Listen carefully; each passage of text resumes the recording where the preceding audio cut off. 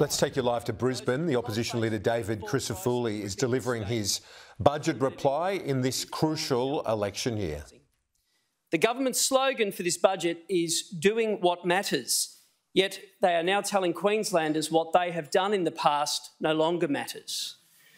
The record shows this government did not do what mattered when it mattered, and Queenslanders are paying for that fact today. Let me remind the government of their record because Queenslanders are living it today. That's why it matters. The Queensland housing crisis, the Queensland youth crime crisis, the Queensland health crisis, the Queensland cost of living crisis. With a past like this, it's little wonder a government would attempt to run miles from its record. With a past like this, Queenslanders won't want to forget. Queenslanders have lived this government's failures and they are living it today. The victims of these crises can't forget. To this Labor government, I say to them, victims of the housing crisis matter. Victims of the cost of living crisis matter. Victims of the health crisis matter. And victims of the youth crime crisis, they matter. People affected by the failures of this government matter. People matter. We believe the crises facing Queenslanders are about people. It's only when we talk to these people that we develop our policies. And to me, the solution to these crises, they don't lie in George Street. They lie in the community suffering through them. These are not trivial issues where a government spits out 5 different plans in 4 years. These crises are not a laughing matter. Certainly the youth crime crisis isn't a laughing matter.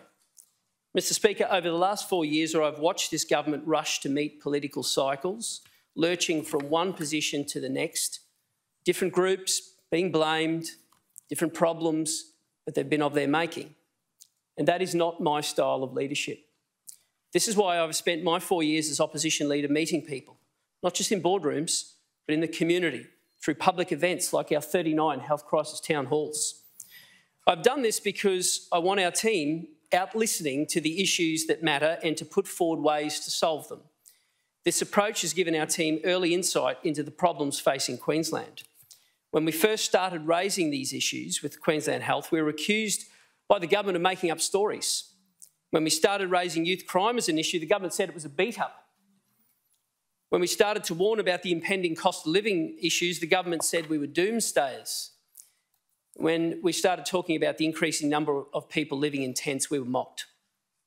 These issues were not as front and centre when we started talking about them, but through the strength of the victims of these crises and their stories that we had the privilege to share, we dragged these issues into the spotlight.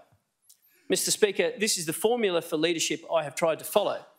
If you want to know the issues affecting Queenslanders, you have to listen to them. You need to understand what matters to them. Throughout my discussions with Queenslanders, I have found them to be thoughtful and practical people.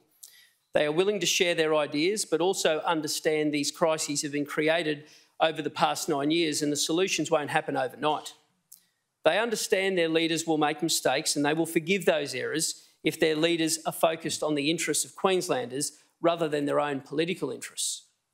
They will not forgive a government that runs miles from its record. They will not forgive a government whose definition of doing what matters means the experiences of Queenslanders they govern don't matter. Mr Speaker, cost of living is a priority for the LNP because it's a priority for Queenslanders. Queenslanders have endured price rise after price rise, cost hike after cost hike under this government. Electricity, water, rent, food, insurance, the list goes on. We're living through the steepest cost of living pressures in this country because of the failures of this government. But according to the government, this doesn't matter. Never have Queenslanders faced such major impacts to the hip pocket threatening their way of life. No matter where I visit across our state, I spend time listening to people and the message is always the same. Families are struggling. They're having to decide which bill to pay, which bill will fall past the due date. It's a devastating choice and they shouldn't have to make that. It's not the Queensland I know and it's not the Queensland I want to see in the future. Mr Speaker, as I travel across the state, I haven't found one family that tells me they are better off in the last 10 years when it comes to cost of living under this government.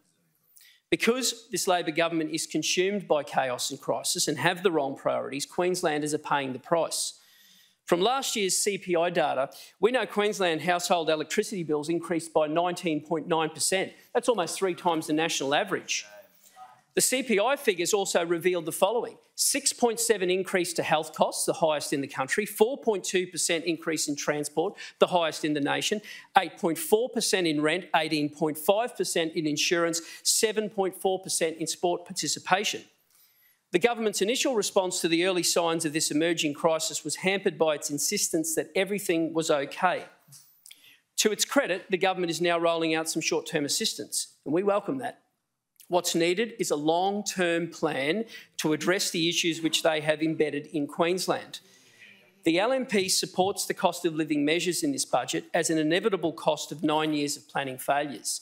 The difference is we will also embark on a new plan, a plan that seeks to address the long-term causes of Queensland's cost of living crisis. Our first step is a commitment to a maintenance guarantee on our power plants. A major driver in high power prices has been the failure of the power plant at Callide.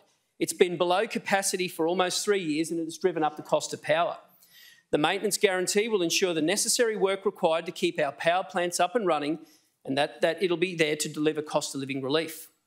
Where we differ with the government is a focus on driving real reform to lowering the underlying cost of government services, things like electricity and water.